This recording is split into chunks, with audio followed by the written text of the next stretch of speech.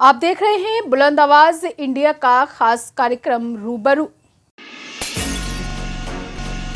बुलंद आवाज news India में आपका स्वागत है। मैं डॉक्टर ज्योति राजपूत, युवा कांग्रेस की राष्ट्रीय प्रवक्ता एवं समाज सेवा सदैव हुए आगे रहने वाली कांग्रेस नेत्री सौम्या रांधेलिया से हम आपको मुलाकात करवाते हैं, रूबरू कराते हैं। बुलंद आवाज के खास कार्यक्रम में आप होते हैं रूबरू सौम्या रांधेलिया जी से।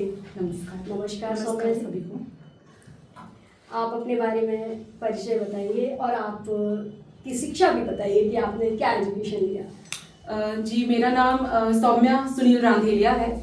मैं बाय प्रोफेशन एक होटेलियर हूँ, बाय चॉइस एक पॉलिटिशियन हूँ और बाय पैशन एक फिटनेस इंस्ट्रक्टर हूँ। मैं लाइसेंस जुम्बा इंस्ट्रक्टर हूँ और अभी पॉलिटिक्स में राष्ट्रीय प्रवक्ता हूँ यूथ कांग्रेस की और प्रोफेशन में मैं विमेन एंटरप्रेन्योर हूँ। मेरा होटल बिजनेस है।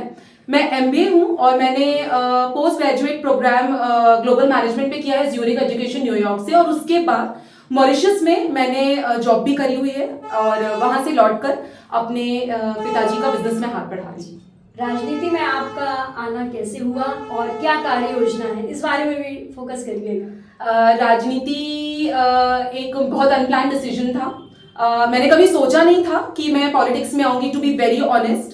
पर अपने घरों के सोफों में अपने दोस्तों के बीच में साथ में बैठकर मैंने राजनीति के टॉपिक्स पे बात करना चालू किया। देश में जो भी हो रहा है उसके बारे में बोलना बताना चालू करा और धीरे धीरे मुझे मेरी विचारधारा क्लियर होती गई।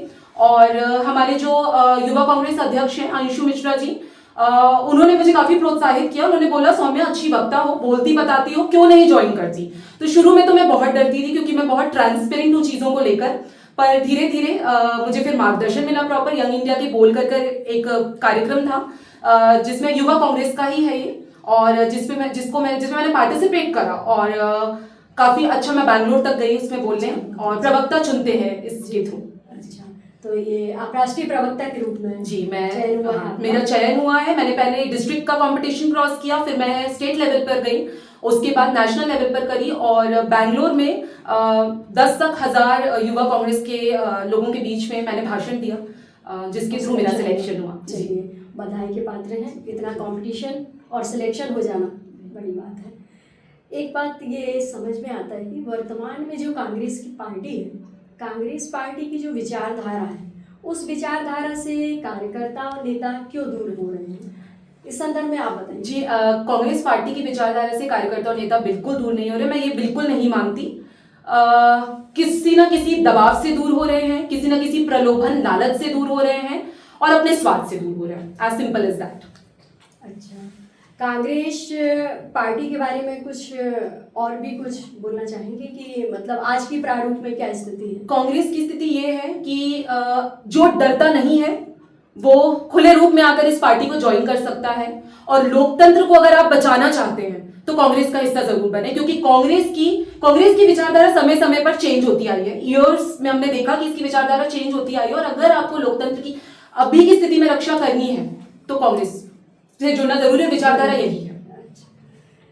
कटनी के बारे में बताइए। क्या मेडिकल कॉलेज और ट्रांसपोर्ट नगर बहुत ही पुरानी और बहुत पुरानी 3 दशकों पुरानी समस्या है, इस बारे में आप कुछ कहना चाहते हैं? देखिए, मेरे चेहरे पे मुस्कुराहट इसलिए है क्योंकि ये एक और जुमला है भारतीय जनता पार्टी का। बीच बीच में ये धीरे धीरे चुटकियां लेते हैं और आपको जनता को मूर्ख बनाते हैं कि ऐसा कर देंगे। कटनी की स्थिति बहुत बुरी हो चुकी है। हम एक्चुअली देहात बनते जा रहे हैं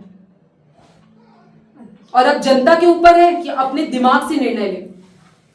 लोकसभा चुनाव को लेकर तैयारियां तो खूब चल रही हैं। खजुराहो लोकसभा में सपा पार्टी और कांग्रेस का क्या है इस समीकरण? देखिए, शीर्ष नेतृत्व ने कुछ सोचकर ही ये निर्णय लिया है और हम एक गठबंधन है तो मैं समझती हूँ कि हम जरूर जीतेंगे। ये गठबंधन सफल होगा? बिल्कुल होगा, होता दिख रहा है। तभी तो हम ये माने कि कांग्रेस पार्टी इस समय आ सकती है? 100% आ सकती है, 100% आ सकती है। आप फॉल्स प्रोपेगेंडा के चक्कर में कोई भी जनता ना पड़े। जो दिखता है जरूरी नहीं वो सच हो। आपको मैनिपुलेट करने के लिए भी चीजें दिखाई जा सकती हैं।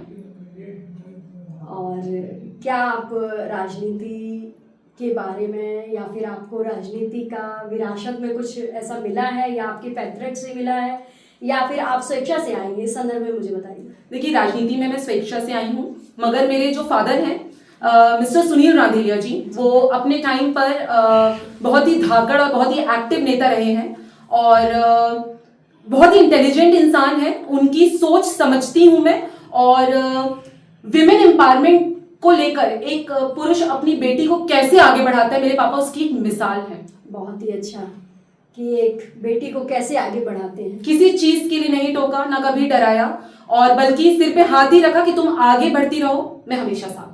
चलिए, बहुत ही अच्छी बात है। एक पिता का जो कर्तव्य होता है, आगे बढ़ो बेटियों के लिए, यह भी बहुत अच्छी बात है। एक जीवन का कोई खास संस्मरण यदि आपको याद आ रहा हो तो हमारे दर्शकों से शेयर करिएगा, बताइएगा। अभी जैसे मैंने आपको बताया, एक तो मेरा बहुत इंपॉर्टेंट ये है कि जैसे मैं प्रवक्ता का जो मेरा चयन हुआ था, जो बैंगलोर का वो मंच था जिसमें मेरे सामने हजारों लोग थे और उस पर भाषण देना, मैं वो भूल ही नहीं सकती। मतलब मेरी स्टेज पे जाने के पहले आवाज का लड़खड़ाना, मेरे पैरों का कांपना, लेकिन वहां पहुंचते ही जैसे कि सब चुप हो गए हैं और सिर्फ मैं बोल रही थी, सिर्फ मैं बात कर रही थी, वो मैं नहीं भूलती। दूसरा, समाज सेवा से रिलेटेड मैं बताऊंगी। कुछ बच्चियों की मैंने बस्तियों में जाकर मदद करी है, और जब मैंने देखा, पहले मैं ये सब पोस्ट नहीं करती थी मैम, मैं नहीं डालती थी, पर जब मैंने जाकर देखा तो मुझे लगा कि अगर मेरे एक पोस्ट से या किसी की हेल्प हो सकती है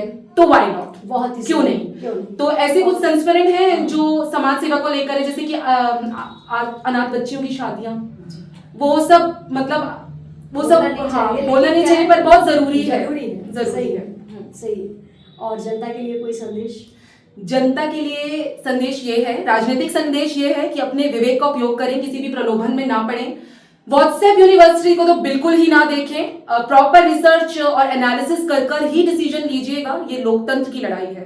ध्यान रखिएगा, आप अभी जिन्हें भी चुनते हैं, आगे चलकर वो ही आपको चलाएंगे। और सामाजिक ये है कि जीवन बहुत खूबसूरत है, एक एक पल को जीना चाहिए। हम ये लिखाकर नहीं आए कि हम कब तक जीवित हैं। सही। और मतभेद पॉलिटिकली भी और अलग तरीके से भी ठीक है, लेकिन मनभेद नहीं होना चाहिए। एक चीज और पता चली है कि आपने कोरोना काल में बहुत मदद की है लोगों को, भोजन, वस्त्र, और यहाँ तक कि बड़ी जो लड़कियां हैं उनको भी सहायता करी है दलित बस्तियों में जाकर के। तो क्या है इस बारे में आप 2 लाइन बताना चाहेंगे? कोरोना के जस्ट पहले एक्चुअली मेरे घर के पीछे ही कुछ बस्तियां हैं जहाँ पर जिन बच्चों को बुलाकर मैं फ्री में ट्यूशन देती थी, तो उन्हीं बच्चों से जब कांटेक्ट हुआ कि वो कोरोना में बहुत परेशान हैं, तब ऑनलाइन भी उनको पढ़ाकर उनकी हेल्प करी है। और मेरा भी समय कटता था, उनकी भी मदद हो जाती थी। और मेरे फादर ने काफ़ी फूड डिस्ट्रीब्यूशन किया है होटल राज पैलेस के ही थ्रू, तो उनका सहयोग करा। उसके अलावा ऑक्सीजन सिलेंडर वगैरह जिनको भी जैसी भी मुझसे बनी मैम, मैंने वैसी मदद करी। आपने समाज सेवा की है, और यह सेवा, मानव सेवा, समाज सेवा, वाकई में हम लोगों को भी प्रेरणा लेना चाहिए। क्योंकि समाज में रहकर हमको तो समाज ने बहुत कुछ दिया है, लेकिन समाज को हम क्या दे रहे हैं उस पर भी हमको प्रकाश डालना चाहिए, क्योंकि समाज में जुड़कर रहना बहुत ही ज़रूरी है। और मैं आपसे फिर कभी खास मुलाकात में फिर बुलाऊंगी आपको, बहुत क्योंकि बुलंद आवाज़ न्यूज़ इंडिया इसी तरह की खास शख्सियत से मिलवाता रहेगा। और हमारी टीम को इजाज़त दीजिए। जूली राजपूत, शैलेंद्र कुशवाहा जी और शैलेंद्र जी, धन्यवाद।